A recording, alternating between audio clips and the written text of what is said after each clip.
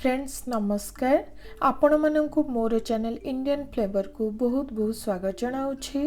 Friends आज मु आनी बड़ी आलू बेसर रेसिपी। यही बेसर को पखाल भात किंबा गरम भात रे निश्चित ट्राए करेंगे, बहुत भल लगे। जदि भल लगे गोटे लाइक करदे, नुआ थिले चैनल टी को सब्सक्राइब करदे। तो चलतु रेसिपी टी को स्टार्ट करवा। बड़ी बेसर पाई यही सब सामान को नहीं एठी देखंतु किछि बड़ी को नहीं।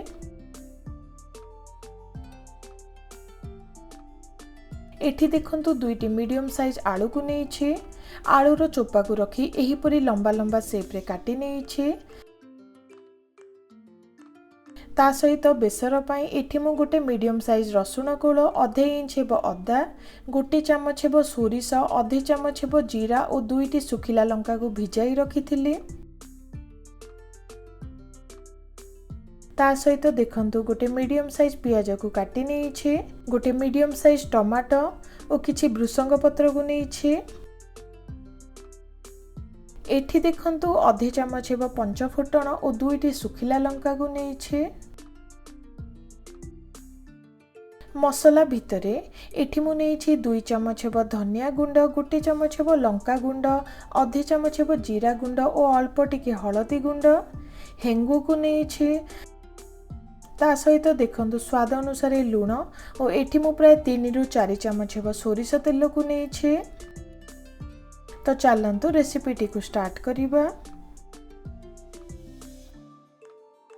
प्रथमे ब्लेंडर रे भिजाई रखिथिबा अदा, रसुण, जीरा, सोरिष और सुखिला लंका को देई दबा। दरकार हिसाब रे पानी देई चिकन करी बाटी नबा।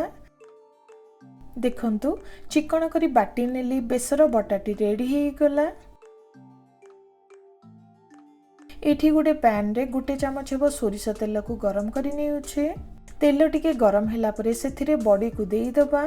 अधिका भाजीबा दरकार नुहे, टिके बादामी रंग हैला जाए बड़ी को भाजी नबा।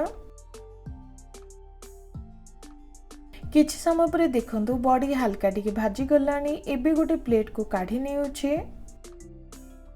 फ्रेंड्स पुणी थरे गोटे पैन रे प्राय 2 रु 3 चमच हेब सोरिष तेल को गरम करी नबा।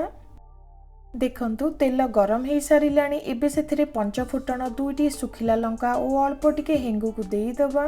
फुटण हल्का टिके भाजी गलाणी। एबे सेथिरे पियाज और भृसंग पत्र को देई हल्का टिके भाजी नेउछे।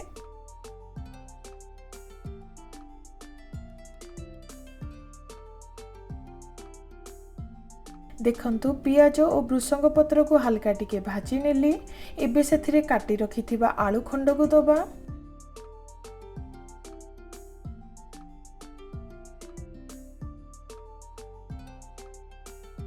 आलू खंड को देला परे कभर करी नबा और प्राय 2 रु 3 मिनिट पई भाजी नबा, जहा द्वारा आलू हल्का टिके सिझी जिवो।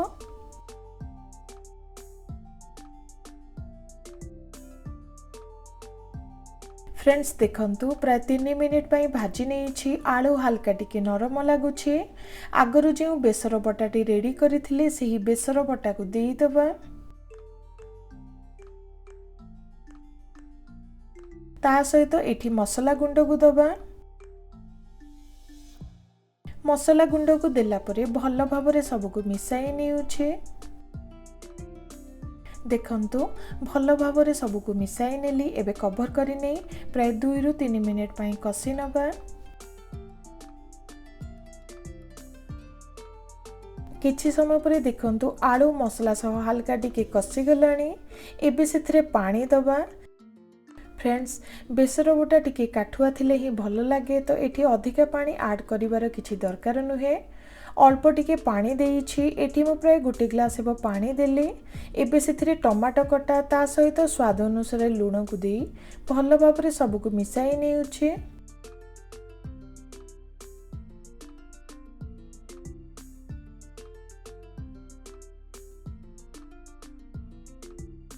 देखंतु भल भाबरे सब को मिसाई नेली। एबे पुणी थरे कवर करी नै प्राय 4 रु 5 मिनिट पई रांधी नबा।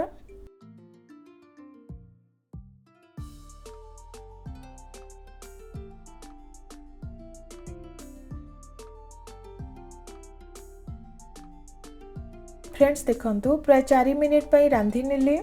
बहुत सुंदर बास्ना आसिलानी। चेक करूछि देखंतु आलू भल भाबरे सिझी गलानी। एबे सेथिरे बड़ी को दबा। फ्रेंड्स बड़ी को देला परे प्राय 1 मिनिट पई गरम करि नेउछि।